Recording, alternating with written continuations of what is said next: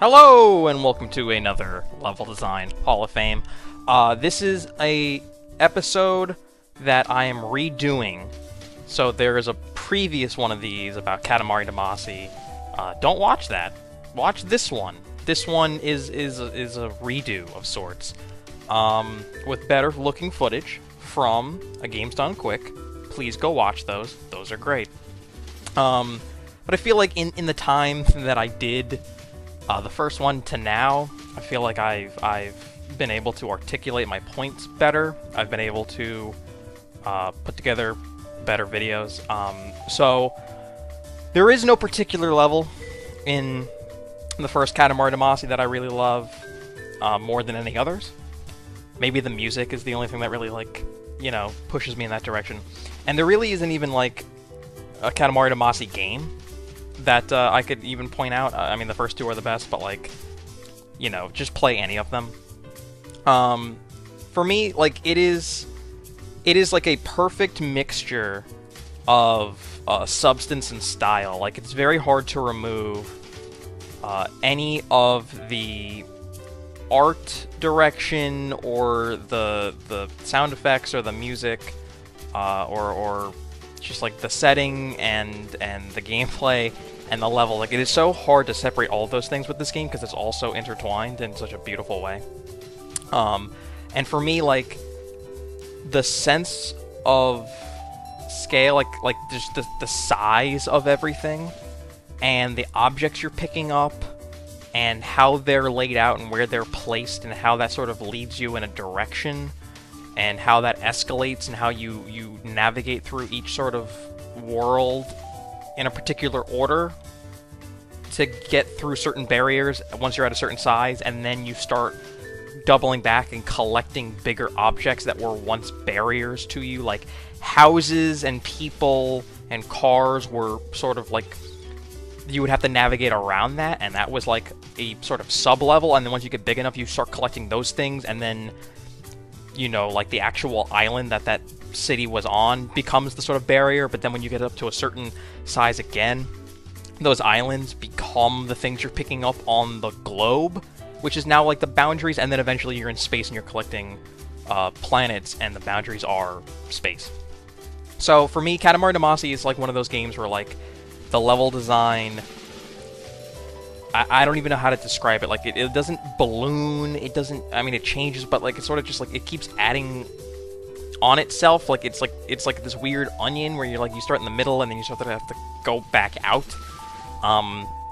It is just fascinating how, like, subtle all that is, because, like, you don't really sit and think about it. You're like, oh, it's so fun and cheesy and ridiculous, and I'm having a blast. But, you know, I mean, they had to lay out a house and a city, and they had to, like, place all those objects and make all the models, and they had to put them in places, and you know, they had to know, like, where you were able to go and where you were supposed to be heading, and how many objects and how big they are, and how that adds to the size to complete the level.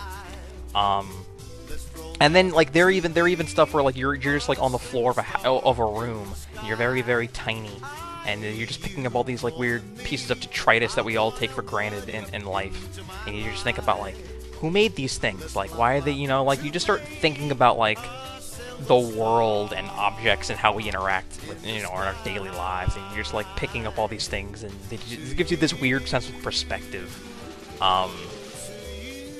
And it is just this weird miracle of game design where, like, it's almost like a Hitchcock film. This is a weird jump in logic, but, like, anyone, no matter how dumb you are and no matter how familiar you are with the language of film, you can watch a Hitchcock movie and think it's amazing because it is very engaging and it has a great plot and it's funny and it's suspenseful. But then, like, on a deeper level, you look at Hitchcock movies and you're like, fucking hell, this son of a bitch, like, he's a genius, and everything he does is a masterpiece because he just knows how to make a movie, how to structure a movie, where to put the camera, how to block, how to edit, how to shoot, the colors, the lighting, you know, the sound, like, all of those parts are so integral, and for me, like, Katamari Damacy does that better than most people give it credit for. And I really, really, really respect the hell out of everything it does. Like, there are levels in the first and second games where, like, some of the missions are, like, just different than just go collect stuff and become big, like, you know, picking up the largest bear to make Ursula major. So, like, you have to go around and pick up objects that aren't bears, and be careful of picking up things that are, like, teddy bears or whatever, because you want to pick up the largest bear, and that's the goal. And that's interesting to me, because, you know, at its core, Katamari Damacy is about collecting things, and it does it in a way that has never been seen before. Like, normally when you collect things, you're playing Mario for coins, or you're playing Banjo for, you know, feathers and Jinjos and all that other, and honeycombs or whatever, and puzzle pieces. And Donkey Kong 64, like, you're collecting everything. And collecting, for most games, is just collecting items and for your inventory, or you're collecting secrets or whatever, or souls. You know, keys for Resident Evil. But in this game, like, the collecting is the thing you're doing, but you're not doing it in a way that is sort of, like, secondary or tertiary to the main mechanic. Your collecting is the mechanic, and this game isn't a murder simulator. You know, it is its own weird genre of puzzle platforming that is so unique to itself. And then you get to levels, and like, we love Katamari, we heart Katamari, the second game for PS2. God, they need to remake these games or sell them elsewhere. I don't want to have to bust out my PS2 again. Although I'm happy to, because that controller is way better than the PS3 or PS4 controller of the DualShock. But there's a level in that game where, like, it's like winter, and you have to, like, you have like a bundle of, like, logs, and they're on fire, and you have to collect hot things to keep the fire going, and if you collect cold things, the fire goes out. So it's all about, like, momentum and, like, being smart about, like, what you're picking up and stuff. And, like, I mean, the missions themselves and the levels and, like, where you are in Japan, but then eventually the world, and like, these levels are fun. They are well designed. They're well spaced out. They're thought out, and they're just fun, and they're really interesting.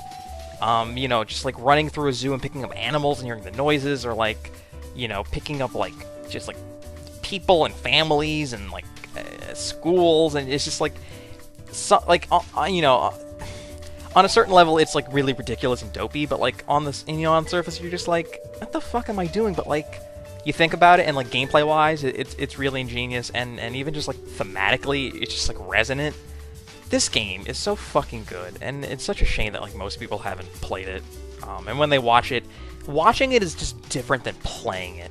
It really is. When you're playing and you're seeing the stuff you're picking up, and you're trying to piece together, like, where you are and where you're going and what you can collect, and you have that weird sense of exploration and, you know, experimentation of, like, what can I pick up? And it turns out everything at a certain point. You know, it's just wonderful. I really, really, really love this game. It's one of my favorite games ever. And I know that most of the things that I do videos on are games that I love because I'm very familiar with them. And it's very hard for me to pick out games that I have not played it to death or don't particularly love. I'm hoping to do more of those. But for now, especially when I'm remaking videos that you can find on other channels elsewhere in the past where I maybe didn't do a great job of explaining things correctly, I wanted to try to do a better job, and I feel like I have succinctly done that. So yeah, Katamari Damacy.